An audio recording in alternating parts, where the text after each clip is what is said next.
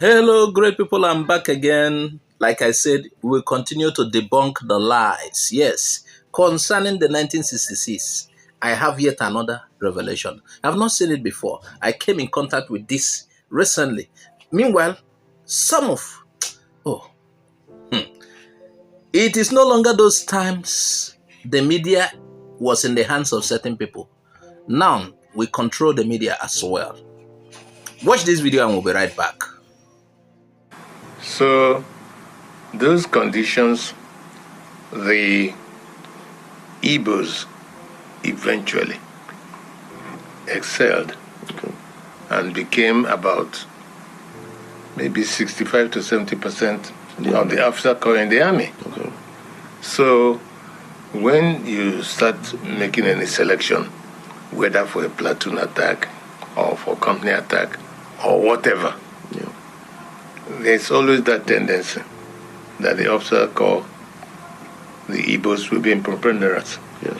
So also the troops, the soldiers that you used, were mainly from the north.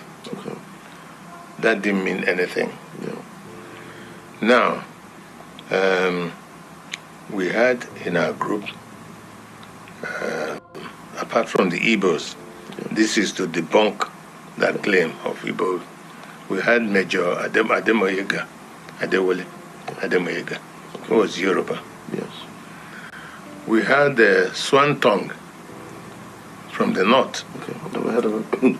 Something. Okay. Okay. Yeah. We had what's his name? Tombera from the north. Okay. In my own unit, I had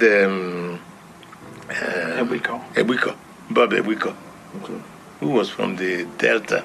Yes. Not just Delta, but Middle Belt at the time. So when people talk about Igbo, Coup, and all that, you start to wonder. Then, Ademoyega hinted Colonel Fajui, Okay. who was Yoruba, and Fajui gave his blessing. Okay. He would not join, but he gave his blessing. He was behind it. Yeah. These are the ones we know. Yeah. So it boils down to the fact that We are back again. I think that was Colonel Nwobosi. I think he's late now. Yeah, Nwobosi. I think that's he. He participated in the 1966 coup. You remember the coup? Events that led to the Biafran Nigerian war. Yeah. And, some people say continued with the feeling or with the lie that is an Igbo coup. And that is what he tried to debunk there. If you watch one of our videos, the structure of the Nigerian army, it has always been, should I say the troops, the common soldiers, there has always been mainly 70% north, maybe 30 from other parts.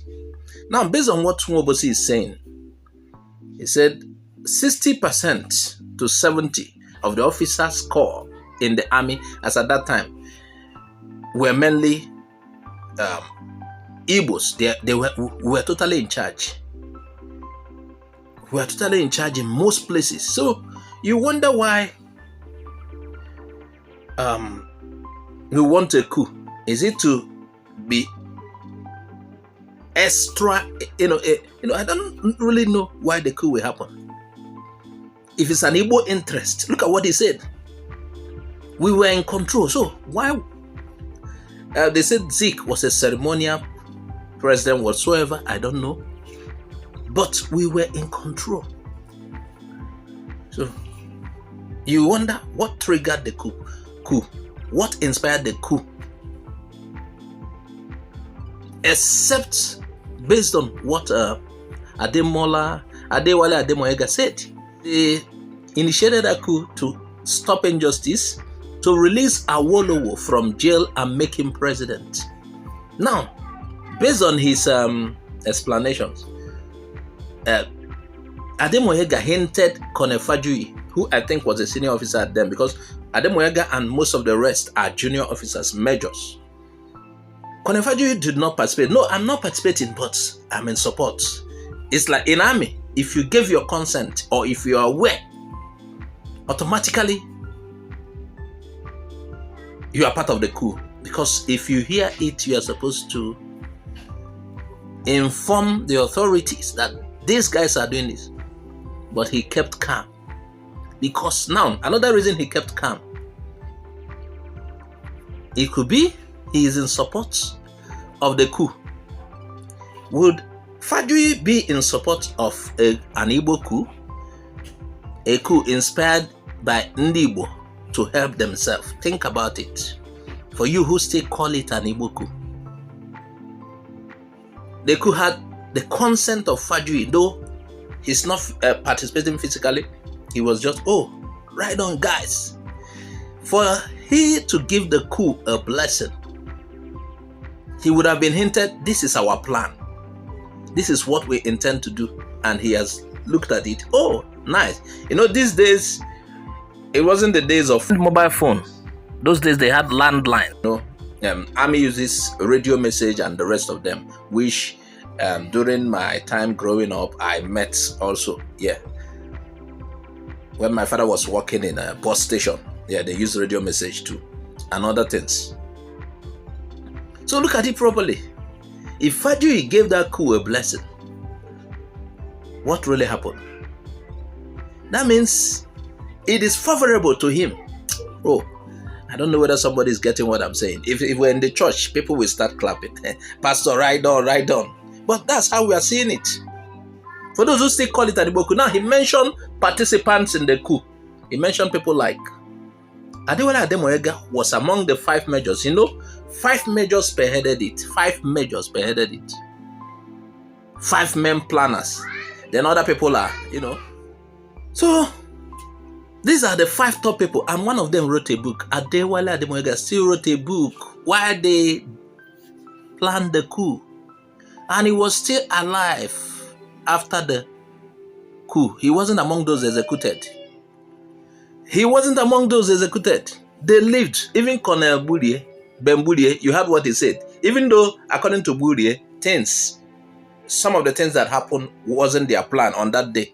They had their plans, but some other things happened that even some who took part in the coup were surprised. Why? Why did you kill this person? Why did you kill this person? You know, some of the times people plan, you go there, things did not go as planned, you meet another thing. Now, please, in continuance of this video, I am never in support of the coup. But I'm trying to, based on what the participants said, I'm trying to make some explanation. So this guy said, Ademoyega was there, and we already know. Then Swantong. Then Atom Era from Benue. For those who are still saying it's an Igbo coup. Now, I want you to consult this book by Maxiolum. You will learn more. Maxiolum's book. He shed more light. And you look at the book written by L.T. Mbu, and even Obasanjos have made commentaries on this. So, we need to get the facts right. Social media commentators, some wicked, silly historians have written it's an Igbo coup. They continue to pin it on Ndi Igbo to make Igbo look. I don't know what they want. But the truth has to be told. And that is what we are doing. The truth has to be told.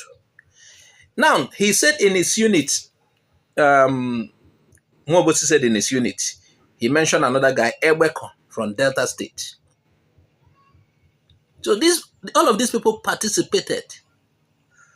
And somebody is telling us it's an Igbo coup. Simply because certain people were not executed as planned. And in L.T. Mbu's book, he said,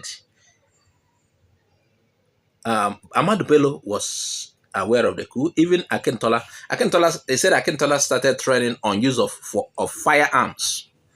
I don't know whether to he thought it was child's play that he could, combat.